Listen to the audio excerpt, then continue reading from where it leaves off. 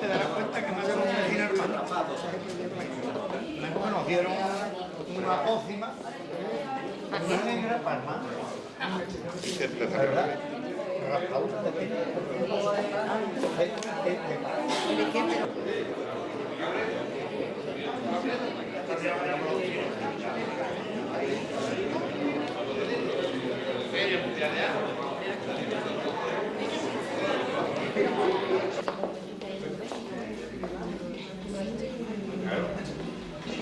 Un asito, por favor. Pero después, ahora no.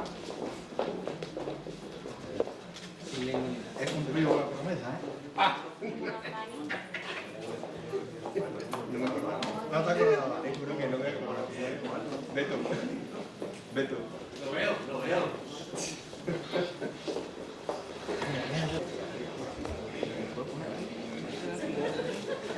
Vaya a hablar cosas, tío. Tiene que estar en la presidencia.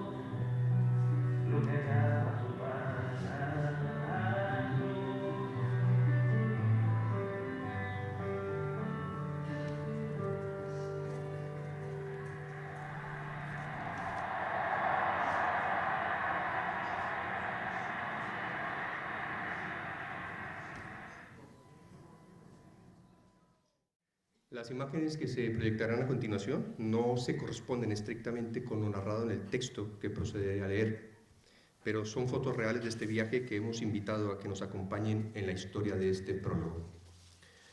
Crónica de un vuelo cautivo.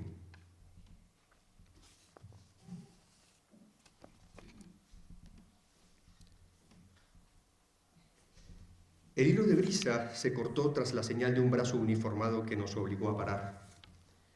Bastó el tiempo que tardamos en humillar nuestro cuerpo en aspas, entregado a la requisa, para sentirnos atrapados en un picor de sol ecuatorial y en un benigno vapor pegajoso de aliento de chontaduro y sudor de mangle que ayudaba a anestesiar las cosquillas de los dedos militares empeñados en hallar alcaloides o pecados subversivos que escupieran balas desde la selva.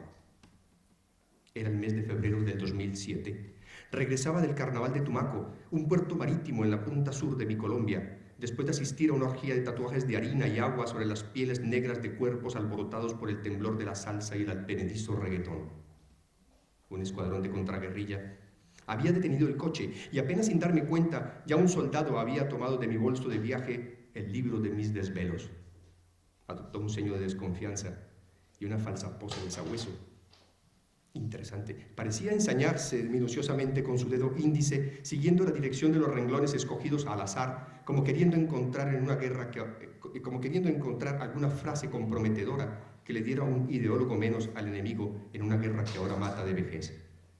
Era el borrador de un libro anillado en plástico, con apuntes y subrayados en lápiz, con la dedicatoria escrita a mano en la portada y el título impreso en huella de fotocopia, de la mano de los vientos del sur.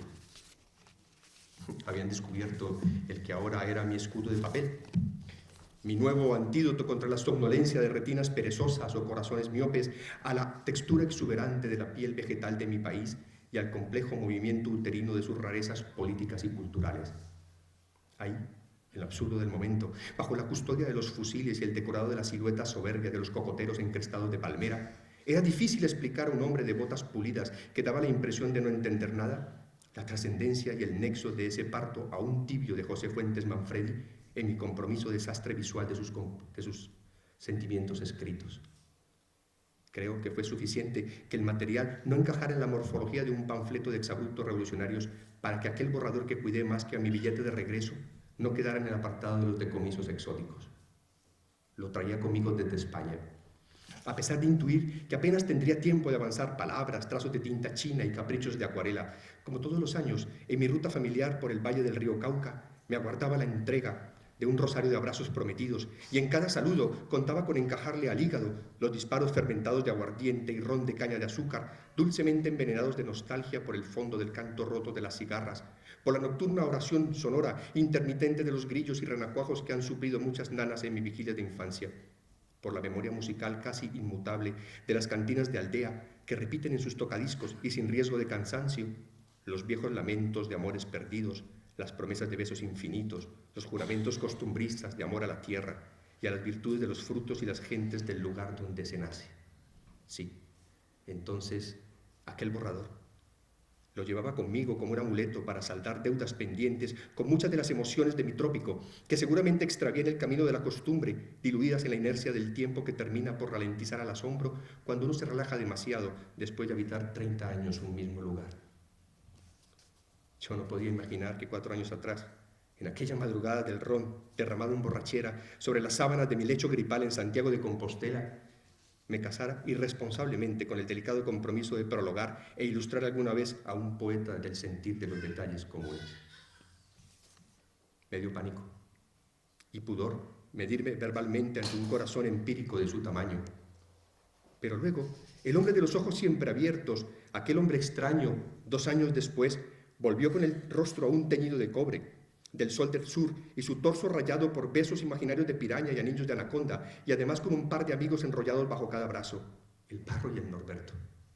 Esta vez desafiante, ponía sobre la mesa, con un golpe seco de convencimiento, de amor por lo vivido, un relato de aventuras, una crónica de viaje que tocaba tangencialmente a Panamá, revivía guiños pendientes con su amada Cuba, y en dimensión protagónica derramaba generosamente la mayor parte del libro sus delirios sobre la piel dulce de Colombia, y con la postura digna de no pretender esquivar sus heridas, entonces ya no pude huir.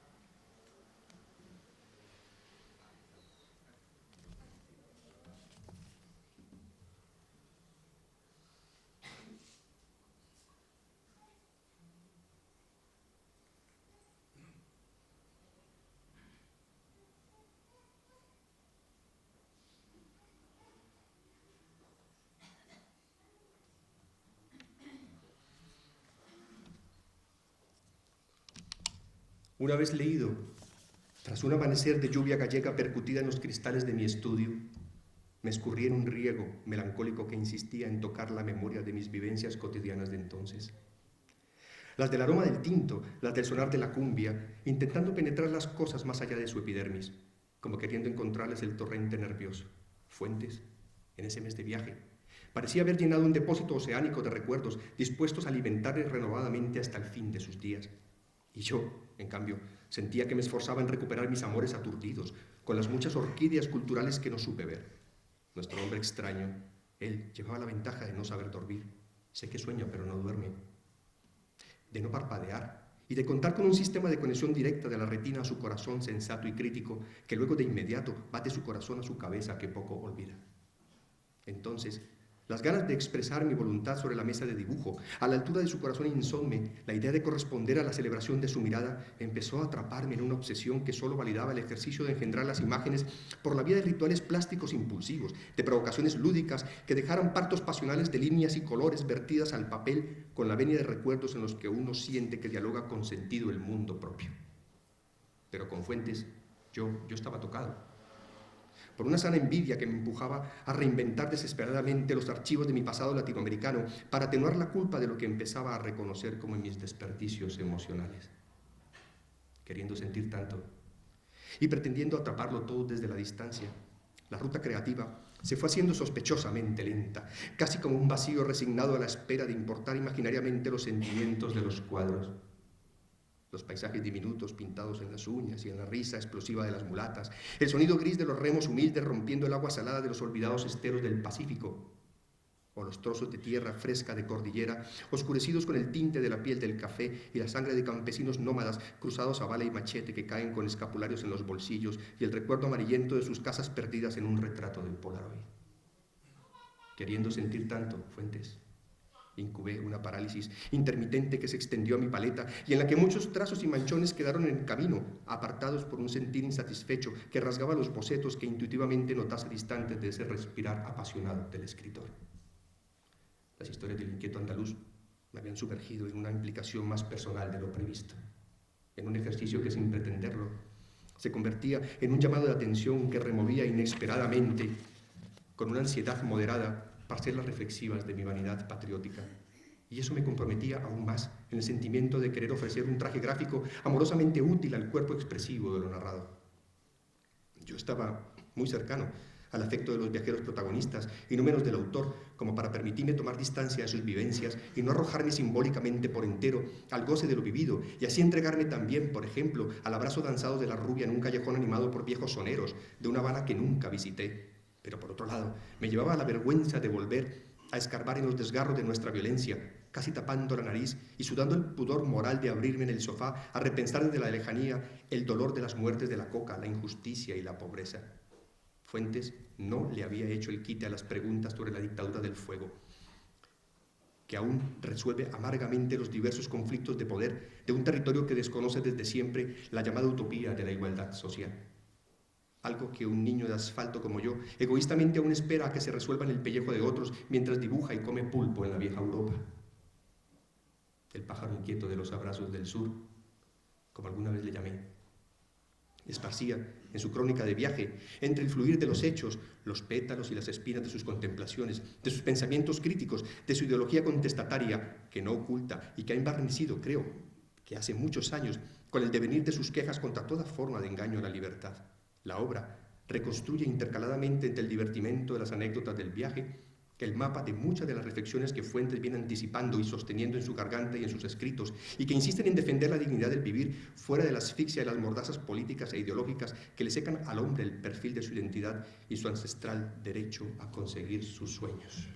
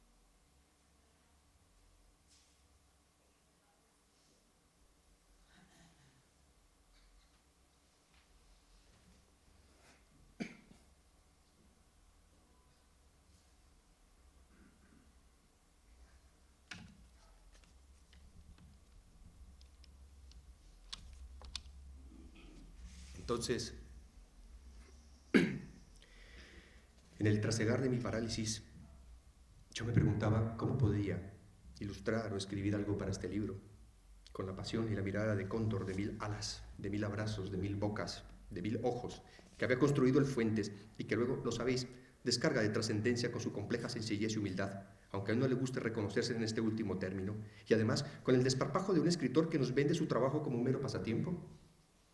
Sentí que era necesario colarse a pecho abierto en la mirada de nuestro hombre extraño, intentar seguir la estela agradecida de sus besos naturales y asimismo revisar sus enfados con las malas sombras para asistir a ese diálogo privilegiado que él nos brinda acerca de la sensibilidad sin tapujos. Desde que le conozco, ha pellizcado mi curiosidad por intuir claves en su rutina del sentir.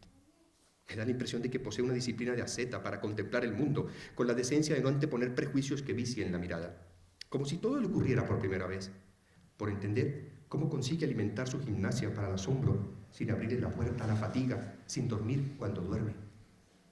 Espiarle en las noches cuando retuerce las frías aristas de los andamios y silencia las panzas de las hormigoneras, haciendo en sus tripas nudos de palabras y conjuros de poesía del día a día, para que no aturdan sus oídos musicales con reflujos de metal.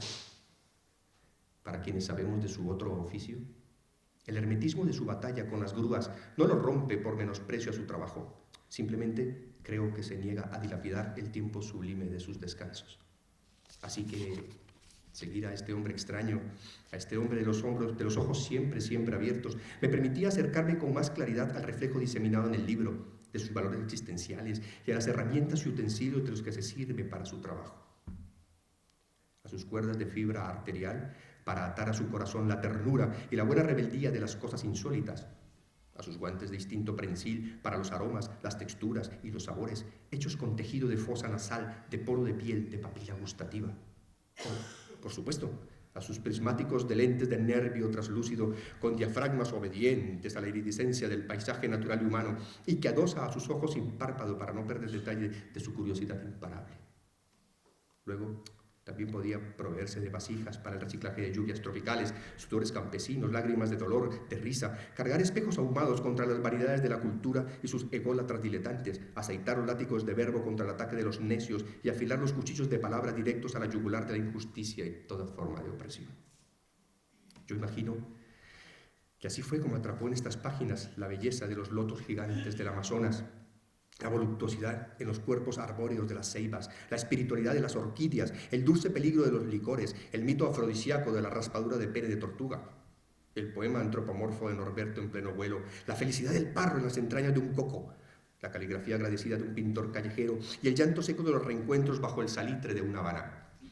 Pero también los sueños y las pesadillas de los hijos oscuros del dolor, con alientos de aroma de pólvora y voces cercanas a un sonido de metales manchados.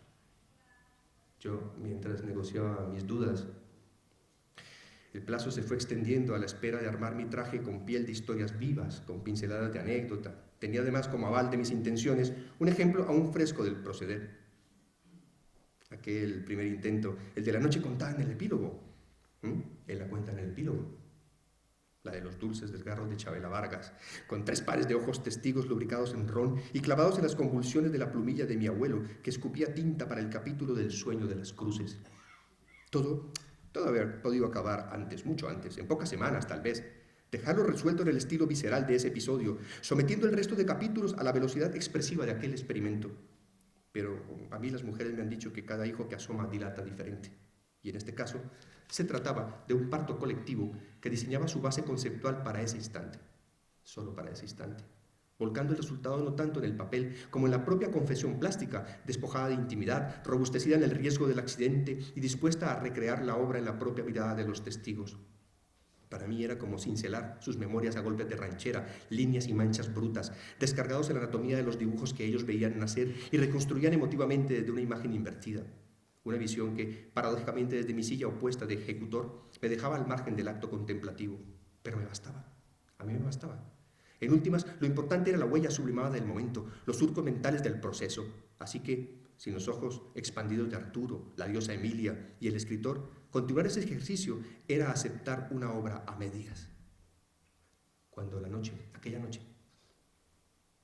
se quedó dormida, Ellos, sonrientes, marcharon a hurtadillas, y muy pronto la luz del día delató improntas de besos de 4 bocas distintas sobre la tapa de mi guitarra. Ninguna era la mía. No me sorprendió lo que interpreté como un ineludible contagio expresivo del hombre extraño a sus amigos nocturnos. Lo raro era el misterio de la 4ª boca. Seguramente era el fantasma acompañante, una especie de ser invisible que estuvimos presintiendo durante toda la noche y a quien atendimos poniendo la famosa 5ª copa. Pero ni siquiera él, ni siquiera ese fantasma, había logrado escapar de la pasión del Fuentes por celebrarlo todo. En realidad, bueno, lo de los besos había sido un sueño que mi guitarra quiso regalarme por la hermosura de nuestros sentimientos en aquel amanecer.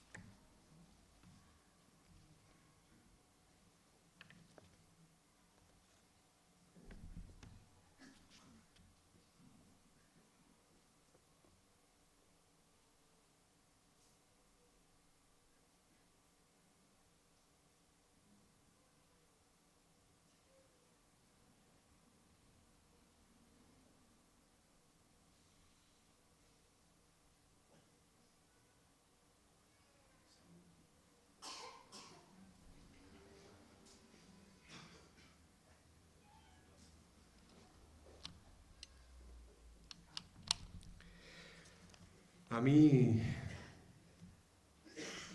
me da la impresión de que es difícil escapar a la fascinación de sus proyectos. Es como si llevara imágenes de vitalidad en sus bolsillos y se regodeara cambiando las cosas de sitio y el lugar de las cosas, para reinventarle nuevos espacios a las costumbres, por ejemplo.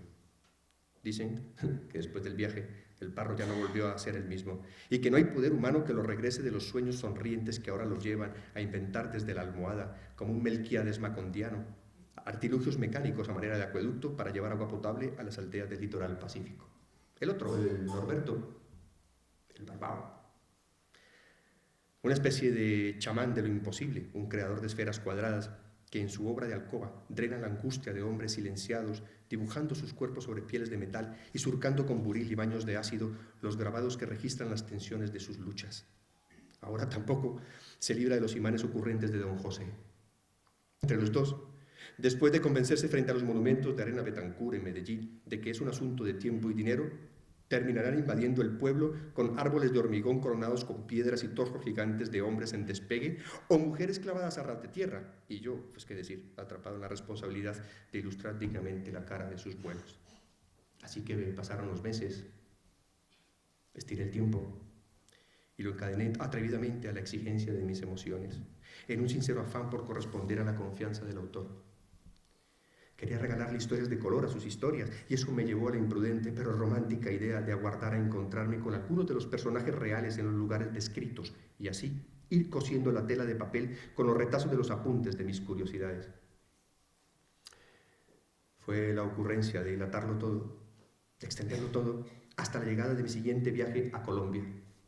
Era soñar con afilarme una pluma de caña de bambú, con el cuchillo de Capax, nuestro Tarzán amazónico, y plasmar en mi libreta esbozos con pigmentos de los indios yaguas o servirme de huellas de barro de los micos de Leticia sobre alguna tela para improvisar fondos abstractos de manchados sepias.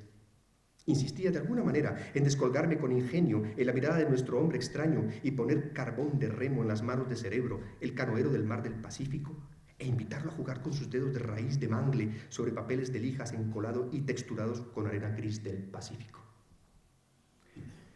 Pinté entre las campanadas de la Catedral de Compostela, en sueños despiertos y durante muchos meses, escenas para el vestido. Por ejemplo, en Cali, yo me imaginaba en la Escuela de Artes Plásticas asaltando a Braulio en su aula de dibujo, de la mano de la negra Graciela, nuestra eterna modelo, para llevarme un boceto veloz en carboncillo que heredaría el Norler.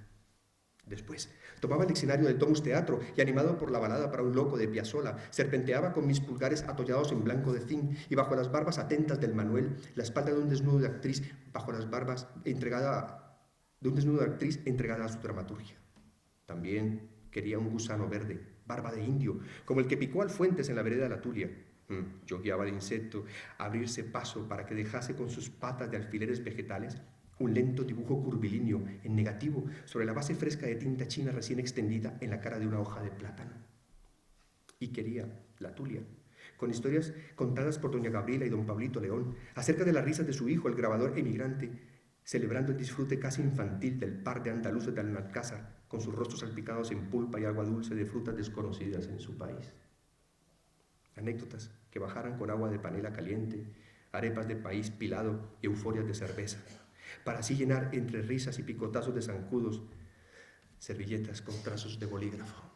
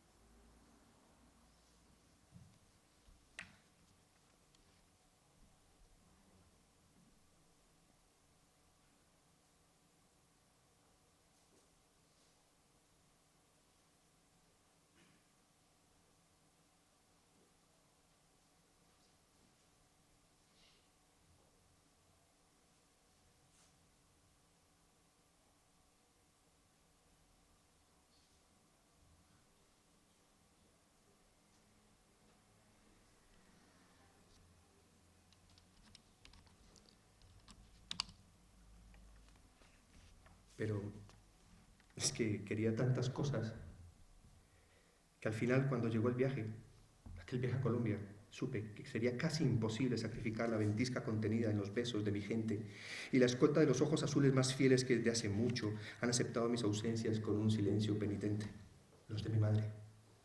Una vez aterrizado, rodeado de las sonrisas con las que repelo algunos mordiscos de la soledad inmigrante, era difícil destinar los pocos días de mi estancia a seguir la ruta geográfica, los tentadores pasos en los que nuestro hombre extraño lo iba besando todo con exhalaciones de aliento literario.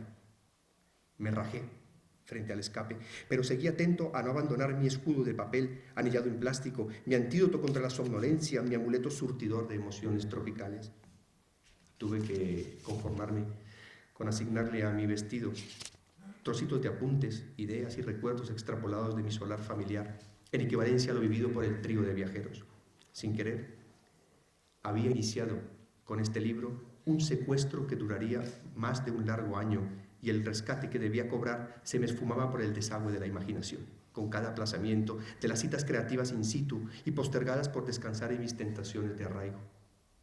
También, y me enluta decirlo, por alguna que otra promesa personal que en su momento me obligó a guardar prudencia y no tentar con mi palidez de habitante del euro los bolsillos de pescadores de uniforme camuflado en rutas de conflicto activo, lo sé.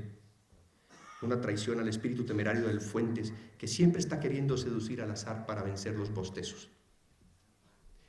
De la mano de los vientos del sur, me acompañó como un escudero durante todo el viaje y yo a cambio le alimentaba modestamente, con resignación, con reflexiones a pie de página, bocetos en grafito, pero alguna que otra vez con divertimentos que llegó a ofrecerle por evocar espacios cercanos a la alegría de mis alas, como en el Domus Teatro, en Cali, y aquella intervención sacada de un brindis que al final la amnesia del alba y el alcohol nos ayudaron a embellecer, restando trascendencia a los huecos de un monólogo improvisado que, desgranado en textos frágiles, iba recitando en voz alta mientras estampaba grafismos blancos con pintura de manos sobre los torsos desnudos de una pareja de actrices crédulas. En tanto, el director, el dramaturgo de barba de cal, prudentemente contenía su crítica, intentando servirse de algo estético para su próximo montaje. Era que llevaba mi escudo de papel, el que reclamaba en muchos de sus pasajes la libertad de expresión, al lado de muchas otras defensas, y ello me daba razón y fuerza hasta para danzar alegremente con el ridículo si fuera necesario. Durante varios días sonreí solo, recreándome en lo sucedido, sintiéndolo como una catarsis de escena a medida de los ojos aspiradores de Fuentes, a la medida de los asombros del absurdo que tanto le gusta cazar en sus rondas de eterna vigilia.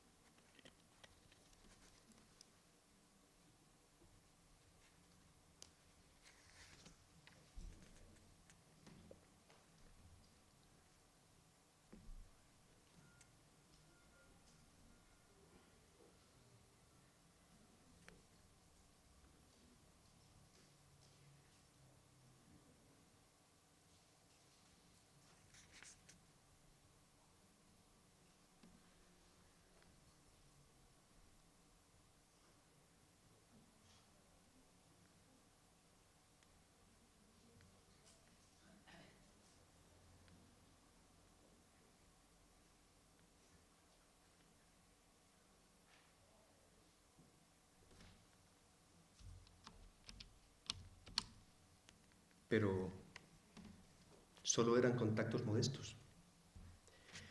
El alimento artístico, la ruta existencial de mi viaje ligada al deseo de un taller abierto, anecdótico, aplicado a las ilustraciones, quedaban inconclusas.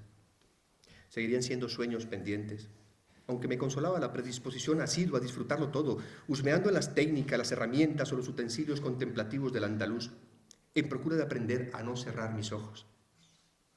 Me lo había pasado bien, inmerso en esa ilusión de aprendiz y con los masajes afectivos de mi entorno, pero era claro que no cobraría toda la bolsa estética exigida por mi secuestro, por mi delito de soñador. Una vez de vuelta a casa, en Galicia, el trabajo continuó espaciadamente, rumiando los resultados de los apuntes, los bocetos, las diferentes interpretaciones de contenidos que fui elaborando en el transcurso de los meses. Fueron nacimientos muy distintos al ímpetu que insufló la noche de Chabela, pero no por ello menos importantes. Algunos vieron la luz después de muchas horas de costura y de muchos viajes al cajón de En Proceso. Salieron poco a poco, con los dictados de mis emociones, cuando topaba alguna huella de saliva fresca del hombre extraño que me diera luz sobre algún asunto especial y sus visos de enfoque. También se fraguaron a pesar de las visitas increpantes de los enviados burlones de mi conciencia, que me recordaban aquella deuda plástica con el ingenio y el romanticismo. Procuraban descargar en las noticias matojos de selva y bosques de bambú para restregarme impotente el antojo de la plumilla tallada con el cuchillo de Capax. En fin, ya para dejar de justificarme y malentender una pretensión de Ícaro de pinceles, debía de aceptar de una vez por todas que no habían sido los ojos azules de mi madre, ni el soldado del retén de Tumaco, el de las botas pulidas, ni el rosario de abrazos de mi gente quienes me habían impedido mi vuelo, ni el vuelo anticipado del libro cautivo, que más bien eran mis alas, descaradamente ambiciosas, que de tanto querer volar en la libertad de ocurrencias creativas, me habían crecido tanto que ahora no podía moverlas a entera voluntad. Cuando pienso en la libertad, me nacen alas tan enormes que no puedo volar. Curiosamente, aterrizaba de manera tangencial y sin pretender merecerlo, en la digna contradicción simbólica de esa frase que ya hace años nos regaló el Norler, con la diferencia y conociéndole de que aquí su reflexión nos induce a un enfoque más complejo, el referido a la libertad que eclosiona las rebeldías existenciales del hombre, la necesidad de entenderse en el choque de sus deseos y sus limitaciones, en los aleteos indómitos como sellos filosóficamente humanos.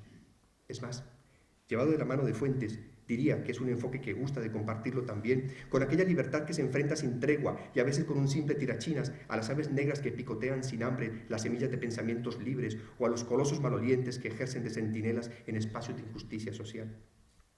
Bajo el pausado vuelo de mis alas cargadas con el sobrepeso de mis fantasías, aguardó paciente en cautiverio su vestido, sin reclamos, con un conmovedor silencio, el cuerpo desnudo de este libro, mi amuleto, mi cómplice escudero modulado en palabras, vaciado en papel y cosido con besos francos y dentelladas donde valiera, por nuestro hombre extraño, por el pájaro de los abrazos del sur, con alas veloces de colibrí, que nunca exhibió como reclamo ni presión sobre las mías.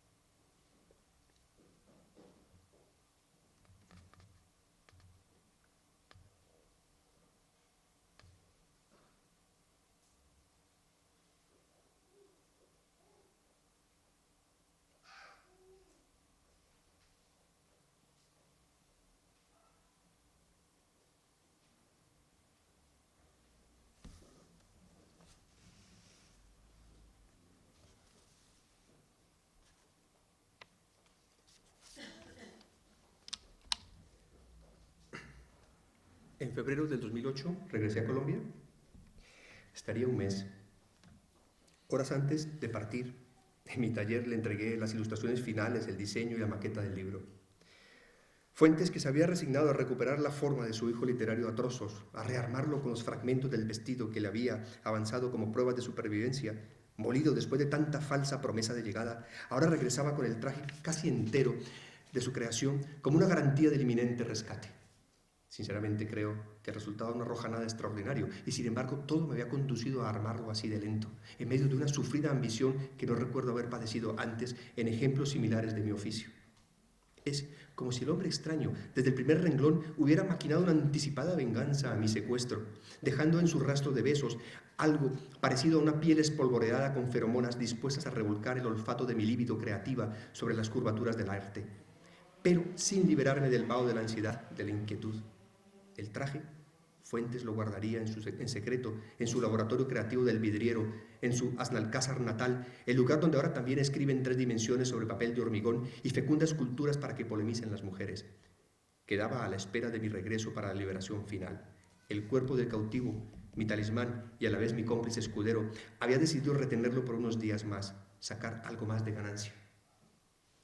Con mi cara puesta en los zapatos, forcé una nueva prórroga para la entrega. Después de una convivencia tan larga e intensa con el libro de mis desvelos, creía estar a tiempo para abordar, aunque fuese un modesto remate simbólico a esta aventura, algo que me reivindicara en parte con muchas de las maquetas creativas que dejé en el camino con mis pulsiones de antes. Ahora me proponía dar las puntadas finales a un complemento escrito, incluido en el pacto del vestido.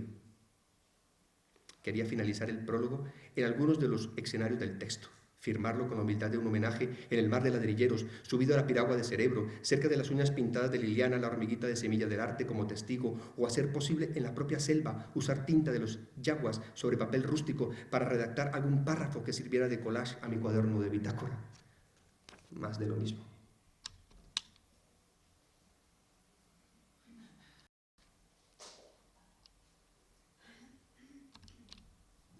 Aquí estamos en el Pacífico normalmente digo porque los españoles hace tantos años estuvieron ahí, pero nosotros ni hemos venido ni con la espada ni con la cruz, venimos aquí con el corazón a este sitio tan perdido. La semana de mi arribo, un helicóptero del ejército colombiano irrumpió en la frontera con Ecuador y mató al segundo cabecilla de la guerrilla de las FARC. Una tensa confusión oscureció el paisaje político interno y puso en jaque las relaciones internacionales con algunos países vecinos.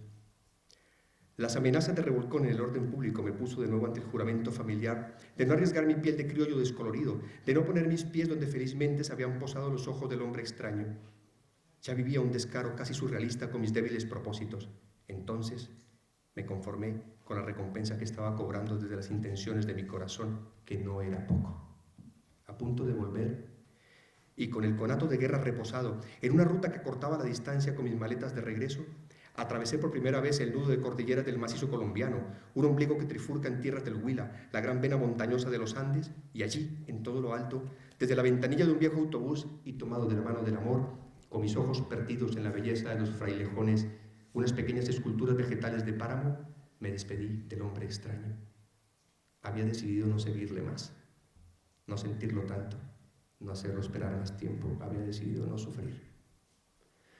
Los retazos de texto que quedasen por coser lo haría en Santiago, en un ordenador para más rabia, sin torturarme por no escribirlo todo en plumilla, en tintura de café, en papel de maíz. 2 meses después, mi cautivo escudero de papel quedó libre. Finalmente, espero que excusen la insolencia de haberme atrevido a prologar este libro en primera persona, arrimándome con una autobiografía, pero tengo entendido que José Fuentes Manfredi escribe ante todo para sus amigos y para los buenos y malos conocidos. Digamos que es un relato destinado a quedar en familia, así que pensé que el mejor tributo que podía rendirle al asombro creativo de Fuentes era presentarme en este círculo de confianza, primero disculpándome por haberles retenido abusivamente los billetes de vuelo de este viaje exótico en torno a los paisajes florecidos y a las historias sublimadas en la mirada y los besos del poeta del vidriero. Y segundo, asumiendo con toda franqueza desde mi rol de sastre e ilustrador la desnudez de mis contradicciones y mis errores frente al empeño por recuperar varios de mis inquietos duendes del asombro que, sin darme cuenta, estaba dejando marchar desde hacía tiempo. Un homenaje a la sensibilidad de su trabajo a través de la inquietud que me supuso. Creo que debía de compartirles esta suerte de confusión existencial en mi paleta, picada por la anarquía de nuevas combinaciones que me habían llegado de la mano de los vientos del sur. Pasen y disfruten la ruta de los vuelos tropicales del Parro y del Norberto sobre las alas escritas de nuestro hombre extraño, que yo me aparto para seguir soñando con regalarle algún día trazos vírgenes del Amazonas con la pluma de bambú tallada con el cuchillo de nuestro viejo Tarzán. Yo sé que mi secuestro no quedará impune. Gracias.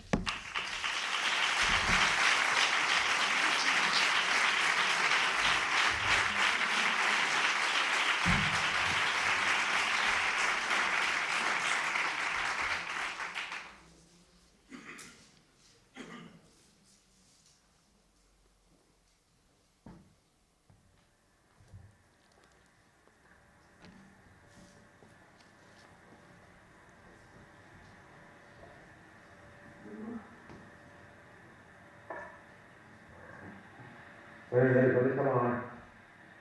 Estamos en la esquina, yo creo que estamos en la gloria. La esquina no lo describen, la gloria no la describe aquí. Pero es la actividad, ¿no? Pensaba que la gloria era la estupidez de estar hablando de los angelitos y esas cosas. Están equivocados, los imbéciles que han inventado la gloria. Porque no conocen.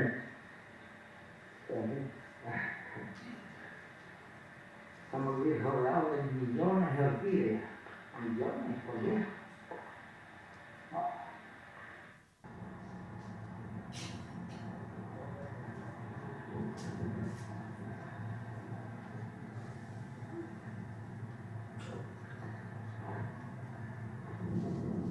Pues aquí estamos en el Pacífico nuevamente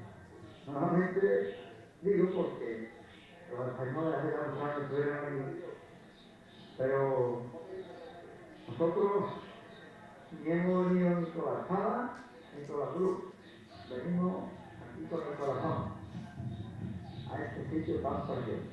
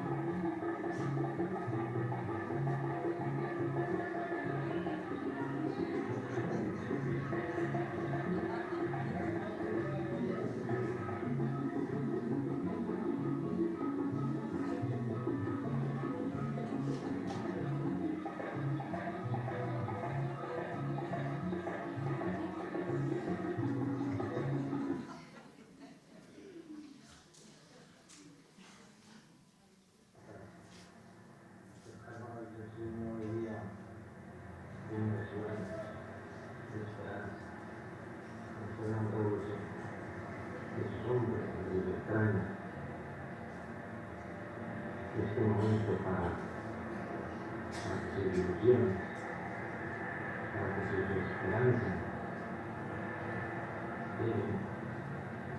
que avancen hacia el mejor camino.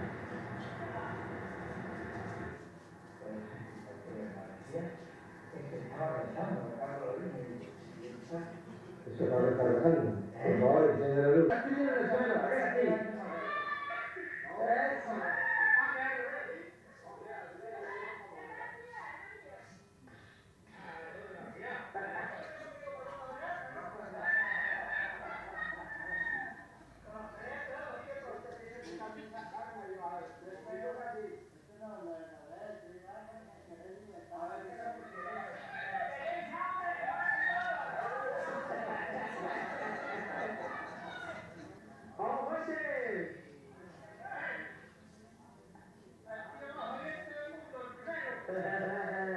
¿Te quedó gustando, no? Vamos. Es que el padre no repite, ¿no? ¿Y el viejito que sigue? ¡Vamos, viejito! ¡Sube!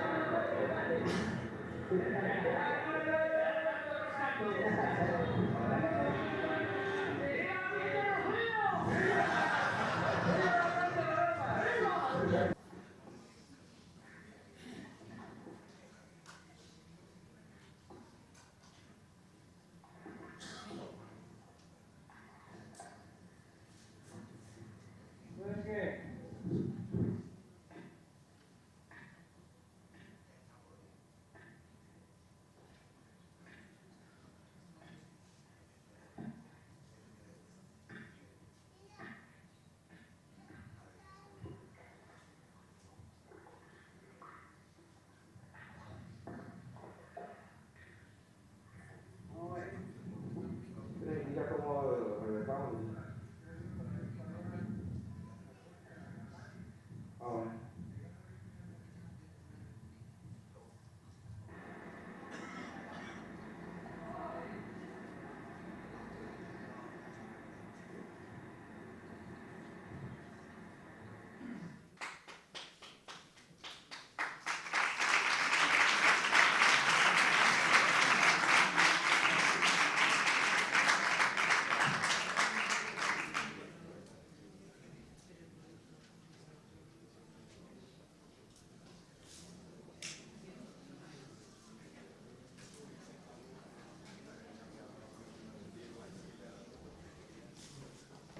Hola, buenas noches.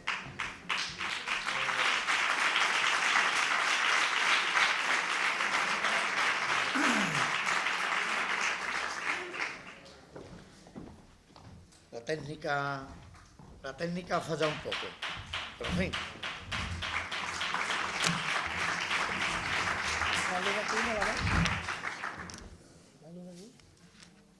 La luz. Así, dale, Norberto, Me da igual. para que yo se veo vea bien. esta mujer, que no la Yo conoce. veo bien, yo veo bien. Quédate de tontería que ya vamos a empezar, ¿eh? Bueno, buenas noches. Yo estoy hoy aquí con una gran satisfacción, porque, bueno, aunque él quería que le presentara a la concejala de Cultura, pero todo hay que decirlo, yo como alcaldesa me encuentro muy satisfecha con presentar este libro y a este autor. Por lo tanto, yo creo que me va a tocar a mí la presentación, que le guste o no le guste. Bueno, buenas noches a todos y a todas. Hoy nos convoca la presentación del libro de José Fuentes Manfredi, nuestro paisano, y que lo ha titulado De la mano de los vientos del sur. Quisiera agradecer en nombre del Ayuntamiento de Alcázar y como alcaldesa del mismo, especialmente su presencia y a quienes nos acompañan hoy en esta mesa, colaboradores en la edición de su último libro y que corresponderá al propio autor su presentación, por lo que tienen de apoyo de este ayuntamiento que esta iniciativa cultural siga, no decaiga y así te la apoyaremos. Aunque Fuentes no necesita presentación, y menos en su pueblo, diré que nació en la tierra de la Fuente, hace un montón de años. Coño, qué gracioso. Es un hombre que se ha caracterizado siempre por su lucha y su independencia, sus dos grandes virtudes. Para nosotros es Fuentes el de Rita Lafranco. A todos, o a la mayoría, nos consta de que José Fuentes comenzó desde hace varios años a buscar nuevas sensaciones a través de la escritura, en los ratos libres que le ha ido dejando su profesión de maestro albañil. Y casi coincidiendo con sus últimos años como presidente de la Asociación Ecologista Menova, así, a partir de la experiencia de un viaje a Cuba, nació su primer libro. En el año 2000, El hermano del militar.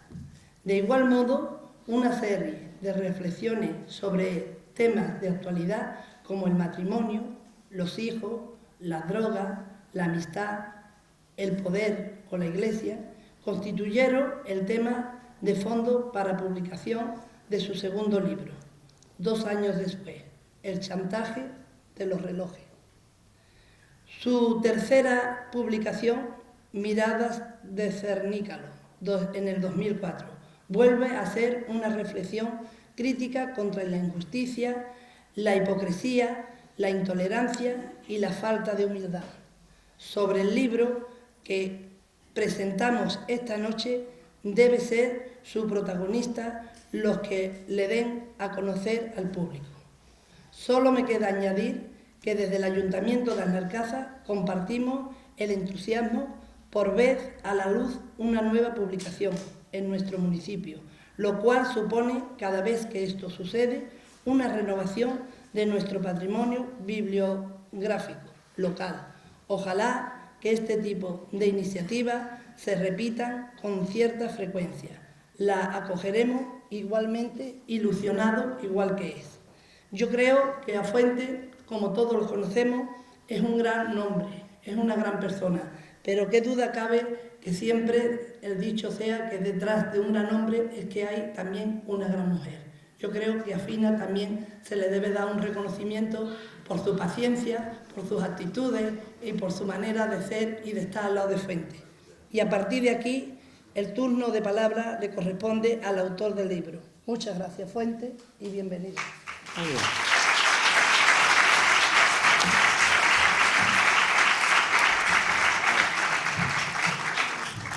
Pues, antes que nada, gracias, porque no es normal que para un libro venga toda la cantidad de gente que hay aquí. Y claro, me siento una alta contento, pero antes tengo que dar un toquecito, porque si no, no sería yo. Ya que estáis aquí, el año, como no me voy a pasar, es que tengo que decir lo que pienso. El año que viene para la feria, se trae usted de otro cantador, otro artista un poquito más barato, y el dinero restante empleado en aire acondicionado, porque el personal está todo ese polvo aquí de calor, En fin. Ahora me vas a... No, escúchame, que tú ya has hablado, que tú ya... Por eso no quería yo no quería que hablara. Dentro de un mes empezaremos las obras de la biblioteca y queremos que tus libros sean los primeros que se pongan ahí en la vitrina.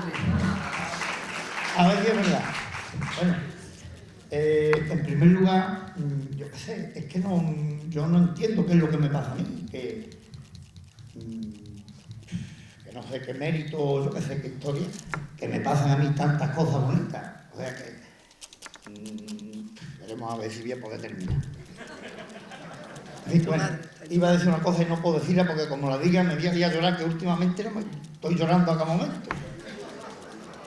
A Juan Carlos, el que ha leído el prólogo, pues yo no sé cómo agradecerle a este hombre que me conoce muy poco, es que apenas me conoce, y ya no voy a hablar de dinero, ¿no? El disparatón de dinero que se ha gastado en mí, ha venido varias veces aquí, yo qué sé, la historia que ha montado con el prólogo, y eso yo es que la verdad que no entiendo por qué eso me pasa a mí, no sé, qué pasa, la verdad.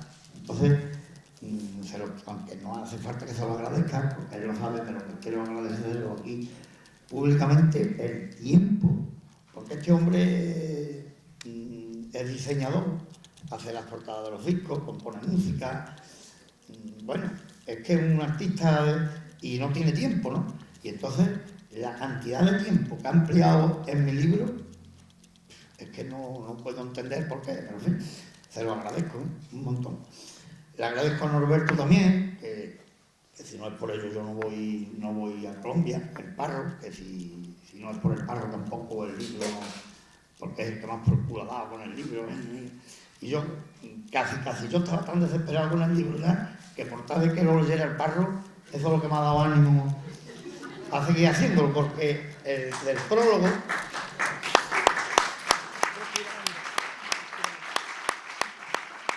El que ha leído el prólogo tan bonito, ese me ha tenido casi 2 años detrás de él. Y, en fin, pero yo sabía que tenía que esperar porque sabía lo que este hombre iba a decir. Y ahí tenéis las pinturas que ha hecho para los originales del libro. Una maravilla.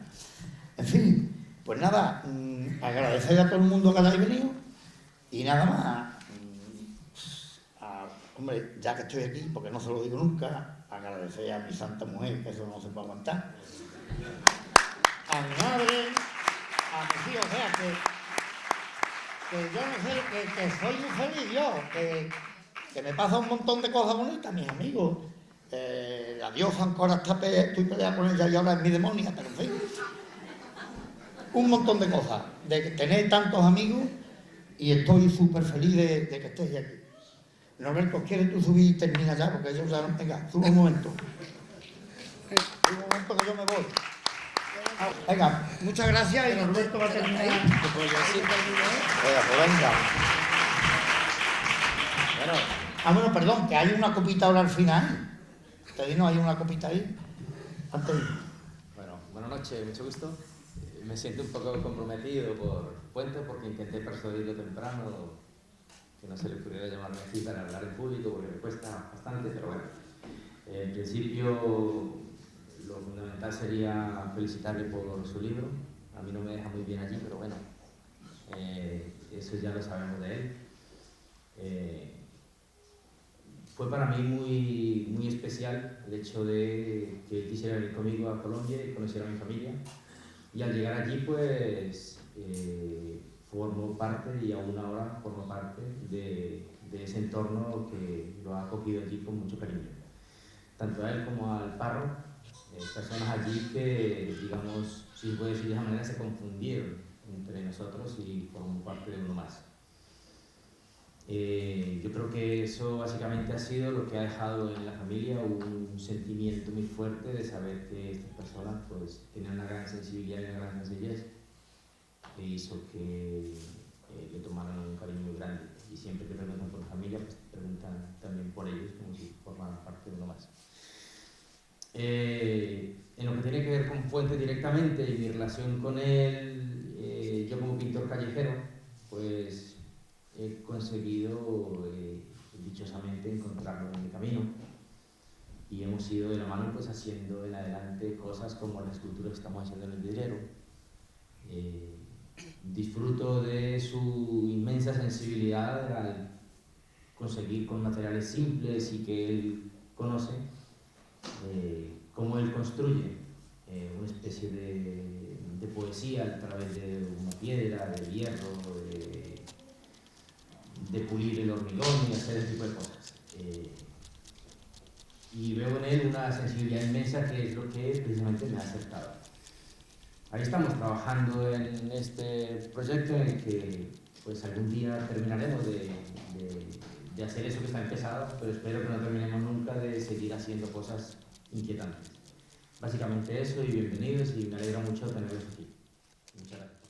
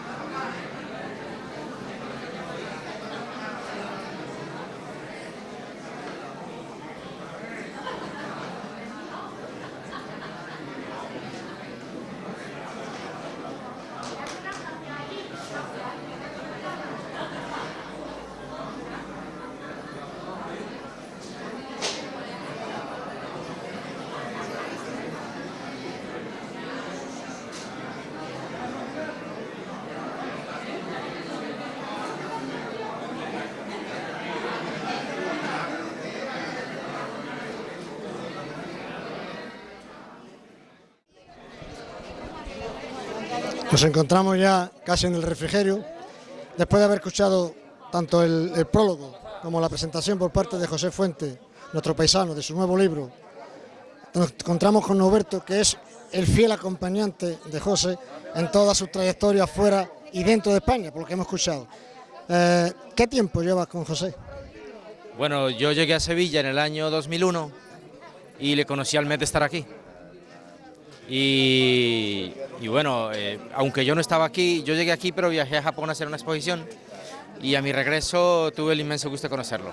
Sí, o sea, que estuviste con él tanto en Cuba como en Colombia, o solamente en Cuba, en los dos sitios. Bueno, con ellos viajé a Colombia, y ellos, el Parro y Fuentes, se fueron al Amazonas. Yo les esperé allí en Cali, y luego hemos viajado a Panamá y a Cuba.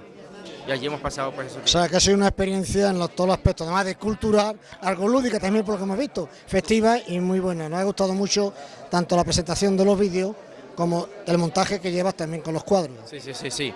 La verdad que eso fue un trabajo que realizamos en equipo y un poco a espaldas de Fuentes, procurando darle a él un regalo sorpresa, porque él desconocía una cantidad de material que yo sí tenía grabado, y entonces para él ha sido bastante, digamos, llamativo encontrarse con imágenes que él no esperaba que hubiera.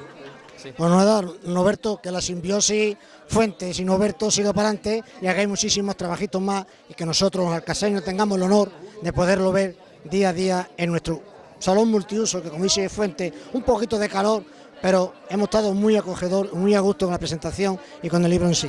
Muchas gracias, hombre. Yo disfruto mucho con Fuentes, además de todo lo que hacemos, digamos, de conocernos y hablar de todo y criticar de muchas cosas. es que en el vidriero, que conoces que tiene su espacio allí, pues estamos realizando esculturas conjuntamente y hemos conseguido pues encontrarnos los dos haciendo un equipo de trabajo, aunque él hace su obra y yo hago la mía, pero hay un intercambio de ideas, de sensibilidades que siempre están allí un poco a flor de piel, y eso me conmueve mucho de su parte. Y así lo habéis demostrado. Muchísimas gracias por todo lo que se... Gracias.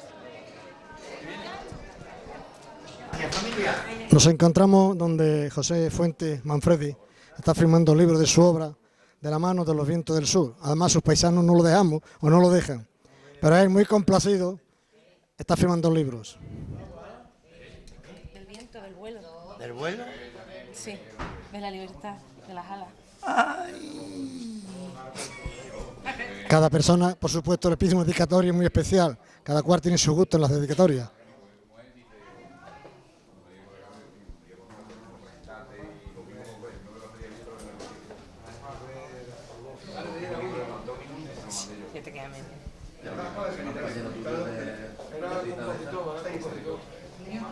Pero era el mejor, vamos, era el único.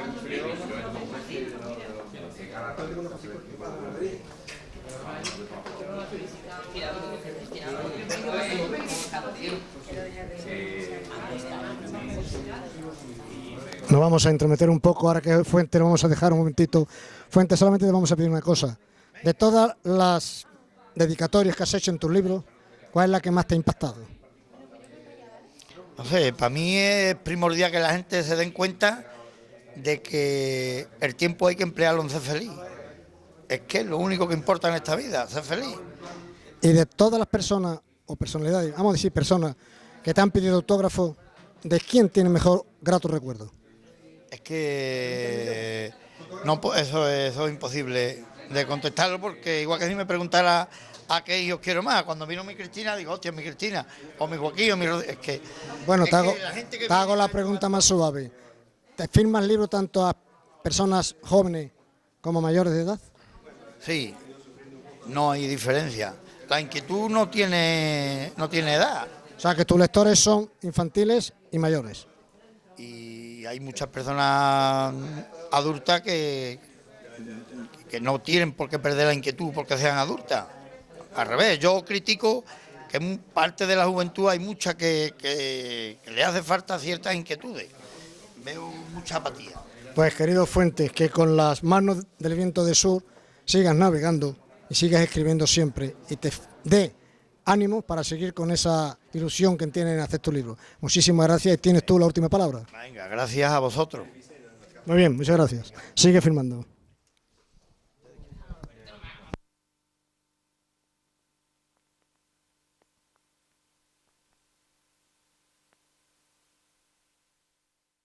Bueno, ahora vamos a hablar con Juan Carlos Zamora, que ha sido el que ha leído muy poéticamente y prósicamente todo lo que ha sido el prólogo del libro de nuestro querido analcaseño José Fuentes. ¿Qué tiempo llevas ayudando, colaborando o viendo, leyendo los libros de José Fuentes? Bueno, leyendo libros de José Fuentes prácticamente 2 años y medio, cerca de 4 años que le conocí. Hubo un primer acuerdo para trabajar en la mirada del Cernícalo, pero ahí lo cuento en el prólogo, que al final me escapé un poco. Y ya trabajando en este proyecto casi 2 años, ¿no? Sí. Bueno, no seguido, pero sí llevándolo en el corazón y en el pensamiento y rumiándolo 2 años. A José Fuentes no le he hecho la pregunta porque estaba firmando autógrafo y me parecía mal interrumpir un poco tal vez una de las misiones más gratificantes para un escritor también. Pero, ¿este libro va a ser presentado en otras localidades? No sé, yo no quiero anticipar nada. Yo creo que a título personal me encantaría que lo pudiese presentar él en Colombia. Me encantaría que pudiésemos hacer un lanzamiento allá y todo, pero bueno, eso está en manos de él estrictamente, ¿no? Y nos gustaría porque es básicamente el territorio y el ombligo donde surge toda esta serie de vivencias, ¿no? Es donde lo ha parido, básicamente. O sea, ¿no? que probablemente los de Allende la Frontera lo vean antes los que somos o son Allende la Frontera de Analcázar. Sí, no lo sé, no, primero va aquí, ¿eh? No, allá. No, ya, pero... Proyecto, no, yo lo digo, hombre, eso por favor, que no quiero anticiparme a nada que le corresponde, ni ningún protagonismo que le corresponde a Fuentes.